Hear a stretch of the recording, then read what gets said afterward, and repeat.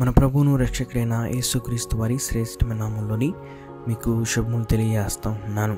మరి మన అనుదిన ధ్యానాల్లో భాగంగా ఈరోజు మనం ఒక ముఖ్యమైన అంశాన్ని గురించి నేర్చుకుందాం.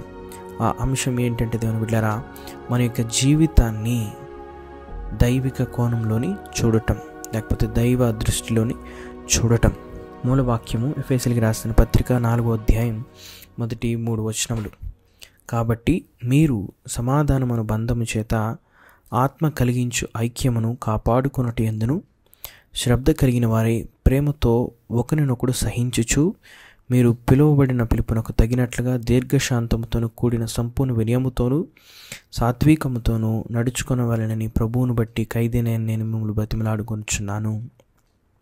దేవుని బిడ్డలారా, ఈరోజు కొరకై ముఖ్య విషయం ఏంటి అని ఆలోచన చేసినట్లయితే, మనము విశ్వాసంలో వృద్ధి చెందితే, లేకపోతే మనము దేవునిలో వృద్ధి చెందిన వారమైతే, మనము నేర్చుకున్న ఒక విషయం ఏంటో తెలుసండి.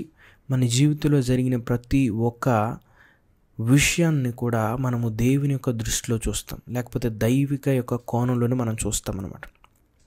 అది శ్రమే కావచ్చు, ఇరికే కావచ్చు, ఇబ్బందే కావచ్చు, ఏ విషయం జరిగినా కానీ, ఏ కార్యం మన జీవితంలో జరిగినా కానీ, ప్రతి ఒక్క విషయాన్ని కూడా మనము దేవుని యొక్క దృష్టిలో చూస్తాం అన్నమాట. చదివిన లేఖన భాగాన్ని గురించి మనం ఆలోచించేద్దాం. ఇక్కడ మనం చూసినట్లయితే పౌలు ఒక ఖైదీగా ఉన్నాడు, అంటే చెరసాల్లోనే అరెస్ట్ చేయబడిన వ్యక్తిగా ఉన్నాడు. సో పౌలు వాస్తవానికి మాటలు రాసేటప్పుడు ఆయన రోమా ప్రాంతంలోని అరెస్ట్ అయ్యి రోమా జైల్లోని ఉన్నాడు. సో పౌలు తన గురించి తాను ఏమని పిలుచుకున్నాడంటే, ప్రభువును బట్టి ఖైదీనైన నేను అన్నాడు. దేవుని బిడ్డలారా, మనం ఇక్కడ చూసినట్లయితే ప్రభువు కార్యాన్ని బట్టి కదండి. సింపుల్గా మనం అర్థం చేసుకోవాలనుకుంటే, పౌలు గారు పరిచర్య చేస్తూ ఉన్నాడు. పరిచర్య చేస్తూ ఉన్న సందర్భంలోని ఆయన సువార్త నిమిత్తమై అరెస్ట్ చేయబడ్డాడు అనమాట. సువార్త ప్రకటిస్తున్నాడు, అందుకనే ఆయన్ని అరెస్ట్ చేసి ఆయన్ని చెరసాల్లో పెట్టారు. అందుకనే పౌలు ఏమన్నాడంటే, ప్రభువు కొరకు, ప్రభువును బట్టి, అంటే ఆయన చెరసాల వెళ్ళింది ఎందుకనంటే, చెరసాల్లో ఎందుకు పెట్టబడ్డాడంటే ఆయన ఏదో తప్పు చేశాడనో, లేకపోతే ఆయన ఏదో చట్టాన్ని ఆయన పాటించలేదనేది కాదు. ఆయన క్రీస్తు సువార్తను ప్రకటిస్తున్నాడు కాబట్టి క్రీస్తు కొరకై, క్రీస్తు నిమిత్తమే ఆయన చెరసాల్లోనికి పంపించబడ్డాడు. అందుకనే ప్రభువును బట్టి ఖైదీనైన నేను అన్నాడు.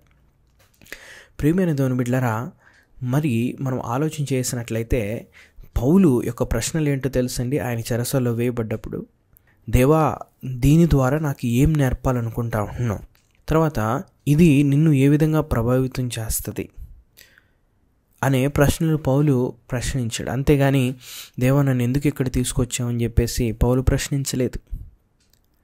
మన యొక్క జీవితంలో శ్రమ వచ్చినప్పుడు దేవుని బిడ్డలారా, మనం ఏం చేస్తామంటే, చాలా సందర్భాల్లోని నేను శపించబడ్డాను, నాకు వచ్చిన శ్రమ నా జీవితంలో ఏ విధంగా నాకు ఇబ్బందిని కలిగిస్తుందో, నాకు శ్రమను తీసుకొస్తుందో, లేకపోతే నా యొక్క ధనాన్ని ఖర్చు చేస్తుందో అని చెప్పేసి చాలా సందర్భాల్లోనే మనము ఈ లోకానుసారంగా ఆలోచన చేస్తూ ఉంటాం. కానీ దానికి విరుద్ధంగా మనము ఎప్పుడూ కూడా ఈ విధంగా ఆలోచించాం. ఏంటంటే, దేవుడు నాకు ఈ శ్రమ ద్వారా ఏం నేర్పించాలనుకుంటా ఉన్నాడు, లేకపోతే ఈ శ్రమలోని, ఈ కలిగిన ఇబ్బందిలోని నేను దేవుణ్ణి ఏ విధంగా ఘనపరచాలి, నేను దేవుణ్ణి ఏ విధంగా మహింపరచాలి అని చెప్పేసి ఎప్పుడు కూడా మనం ఆలోచించాం. ప్రియమైన దేవుని బిడ్డలారా, వృద్ధి చెందిన క్రైస్తవుడి యొక్క డెఫినేషన్ మనం చూస్తే కనుక, అంటే దేవునిలో వృద్ధి చెందిన వ్యక్తి, మెచ్యూర్ పర్సన్ ఎవరో తెలుసండి. ఎవరైతే జీవితంలో ఎదురైన ప్రతి ఒక్క విషయంలోని దైవ కోణాన్ని కలిగి దేవుని వైపు చూస్తారో, దేవునిలాగా ఆలోచన చేస్తారో, ఆ విధంగా చేసినప్పుడే మనం దేవునిలోని వృద్ధి చెందినట్లు. అంతేగాని మనకు వచ్చిన శ్రమను బట్టి మనం దేవుని ప్రశ్నించి, దేవా నాకు ఇది ఎందుకు వచ్చింది, అది ఎందుకు వచ్చింది అని చెప్పేసి మనం ప్రశ్నిస్తూ ఉంటుంటే, నిజంగా మనము దైవిక కోణాన్ని మన జీవితంలో కలిగిలేం మనకు వచ్చిన శ్రమలను. సో కాబట్టి దేవుని బిడ్డలారా, మనం క్రైస్తవులుగా మనం ఏ విధంగా ఆయన మహిమ కోసం జీవించగలమంటే, ఎప్పుడైతే మనము దైవిక దృష్టి కలిగి ఉంటామో, దైవిక కోణం మనం కలిగి ఉంటామో, అప్పుడు మనం ఆయన మహిమ కోసం జీవించగలం. దావీదు అంటాడు కదా, కీర్తనలు 16వ అధ్యాయం 8-9 వచనాల్లోని, సదాకాలము యెహోవా యందు నా గురిని నిలుపుచున్నాను, ఆయన నా కుడి పార్శ్వమందున్నాడు గనుక నేను కదల్చబడను. అందువలన నా హృదయము సంతోషించుచున్నది, నా ఆత్మ హర్షించుచున్నది, నా శరీరము కూడా సురక్షితముగా నివసించుచున్నది. దేవుని బిడ్డలారా, దావీదు యొక్క జీవితాన్ని మనం పరిశీలన చేసినట్లయితే ఆయన ఎన్నో శ్రమలు గుండా, ఇబ్బందులు గుండా వెళ్ళాడు. కానీ ప్రతి పరిస్థితిలోనూ కూడా ఆయన చాలా ప్రశాంతంగా ఉన్నాడు. ఎందుకో తెలుసండి? ఎందుకనంటే ఆయన నమ్మింది ఏంటంటే దేవుని యొక్క ప్రసన్నత ఆయనతో పాటు ఉందని, తర్వాత దేవుడు ఆయన్ని కాపాడగలడని, దేవుడు ఆయన్ని బలపరచగలని ఒక ఆలోచన, ఉద్దేశం ఉంది. కాబట్టే ఆయన నిజంగా ఆనందిస్తూ, ప్రభువులోని సంతోషిస్తూ, ఆయన ప్రభువు నాకు తోడుగా ఉన్నాడు, ప్రభువు నన్ను బలపరుస్తున్నాడు, కాబట్టి నేను ఏమాత్రం దిగులు పడను, నేను ఏమాత్రం భయపడను అని చెప్పేసి మాట్లాడుతూ ఉన్నాడు. ఇంకా పౌలు యొక్క జీవితాన్ని కూడా మనం పరిశీలన చేసినట్టు దేవుని బిడ్డలారా, ఫిలిప్పీయులకు రాసిన పత్రిక 1వ అధ్యాయం 12-14 వచనాలు చదివితే మనకు అక్కడ చాలా స్పష్టంగా కనపడుతుంది. ఏంటంటే, సహోదరులారా, నాకు సంభవించినవి సువార్త మరీ ఎక్కువగా ప్రభులమొకటికే సమకూడనని మీరు తెలుసుకొని కోరుచున్నాను. ఎలయనగా నా బంధకములు క్రీస్తు నిమిత్తమే కలిగినవని ప్రేతోర్యమును సేనలోని వారందరికీ, తక్కిన వారందరికీ స్పష్టమాయను. మరియు సహోదరులైన వారిలో ఎక్కువ మంది నా బంధకముల మూలముగా ప్రభువునందు స్థిర విశ్వాసం గలవారై నిర్భయముగా దేవుని వాక్యం బోధించుటకు మరి విశేష ధైర్యం తెచ్చుకొనిరి. ప్రియమైన దేవుని బిడ్డలారా, ఫిలిప్పీ సంఘానికి మాటలు రాస్తూ పౌలు చెప్తున్న విషయం ఏంటంటే, నేను చెరసాల్లో వేయబడింది ఎందుకనంటే అది దేవుని యొక్క చిత్తం. ఆ చిత్తం ద్వారా దేవుడు మహింపరచబడుతున్నాడు. ఏ విధంగానంటే, నేను సువార్త మరి ఎక్కువగా ప్రకటించడానికి దేవుడు నన్ను చెరసాల్లోకి తీసుకెళ్ళాడు. అనేక మందిని దేవుడు అక్కడ రక్షించడానికే నేను చెరసాల్లో వేయబడ్డానని చెప్పేసి మాట్లాడుతూ ఉన్నాడు. పౌలు మనం చూసినట్లయితే ఆయన కలిగి ఉన్న స్థితిని బట్టి, ఆయన చెరసాల్లో వేయబడ్డాడని చెప్పేసి ఆయన ఎప్పుడు కూడా, దేవా నన్ను ఎందుకు చెరసాల్లో వేసావు, నన్ను ఎందుకు ఇక్కడ తీసుకొచ్చావు అని చెప్పేసి ఎప్పుడు కూడా దేవుణ్ణి ప్రశ్నించలేదు.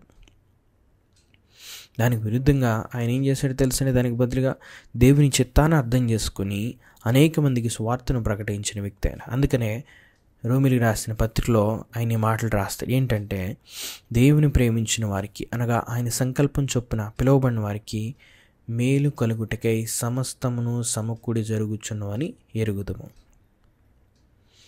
ప్రియమైన దేవుని బిడ్డలారా, మనం గుర్తుంచుకోవాల్సింది ఏంటో తెలుసండి, దేవుని యొక్క బిడ్డలకు ఆయన నిర్దేశించనిది ఏది కూడా మన జీవితంలో జరగదండి. మన జీవితంలో చిన్న శ్రమ అయినా, చిన్న ఇబ్బంది అయినా, ఆనందమైన, సంతోషమైన ఏదైనా కానీ ప్రతి ఒక్కటి కూడా అది దేవుని చేత నిర్దేశించబడినదే. Nothing happens outside of God's control. దేవుని యొక్క ప్రభావితం లేకుండా, దేవుని యొక్క హస్తం లేకుండా విశ్వాసుల జీవితంలోని ఏమీ కూడా జరగదు. మనం తెలుసుకోవాల్సింది ఏంటో తెలుసా దేవుని బిడ్డలారా, దేవుడు మన కోసం ఎల్లప్పుడూ కూడా బెస్ట్ దాన్ని కలిగి ఉన్నాడు కదండి. కాబట్టి ఆయన యందు మనం నమ్మి విశ్వాసం ఉంచి మన జీవితంలో ఆయనకు సమర్పించుకోవాలి. మీరు చాలా సందర్భాల్లోని మీరు డిస్కరేజ్ అయి ఉండొచ్చు కదండి, బలహీనలు అయి ఉండొచ్చు, లేకపోతే మీకు వచ్చిన శ్రమను చూసి మీరు దేవుణ్ణి ప్రశ్నించుండొచ్చు, దేవా నాకెందుకు ఈ జీవితంలో శ్రమ వచ్చింది, నాకెందుకు ఈ ఇబ్బంది వచ్చింది, నాకెందుకు ఈ ఇరుకు వచ్చిందని చెప్పేసి. కానీ దేవుని బిడ్డలారా, ఈరోజు మనం గుర్తుంచుకోవాల్సింది ఏంటి తెలుసండి, దేవుని దగ్గరికి వెళ్ళి పశ్చాత్తాపడుతూ, దేవా నిన్నే ప్రశ్నించానయ్యా, కానీ నాకు సహాయం చేయండి, నాకు వచ్చిన శ్రమ, నాకు వచ్చిన ఇబ్బంది, నాకు వచ్చిన ఇరుకు ప్రతి విషయంలో కూడా ఆ ప్రతి ఒక్క శ్రమను కూడా నీ యొక్క కోణంలోని చూచుటకు నాకు కృప దయచేయండి తండ్రి అని చెప్పేసి పశ్చాత్తాపడుతూ దేవుని సహాయాన్ని మనం అడగాలి. మనం గుర్తుంచుకోవాల్సింది ఏంటి తెలుసండి, ప్రతిదీ కూడా ఆయన యొక్క చేతిలో ఉంది. సమస్తాన్ని కూడా ఆయన నిర్వహిస్తున్న దేవుడు. కాబట్టి దాన్ని నమ్ముతూ మన గొప్ప దేవుణ్ణి మనం ఆరాధిస్తూ, మహింపరుస్తూ, ఆయన యందు నమ్మిక ఉంచి మనం ముందుకి కొనసాగుతాం. శ్రమ వచ్చినప్పుడు ఆ శ్రమను ఇబ్బందిగా చూడకోకుండా ఆ శ్రమను ఆనందంగా భావించి, ఆ శ్రమను దేవుని మహిమకై వచ్చాయని గమనించి మనము దైవ కోణంలోని మన శ్రమను చూస్తూ మనం ముందుకి నడుద్దాం. దేవుడు మనందరిని బలపరచును గాక. ఆమేన్.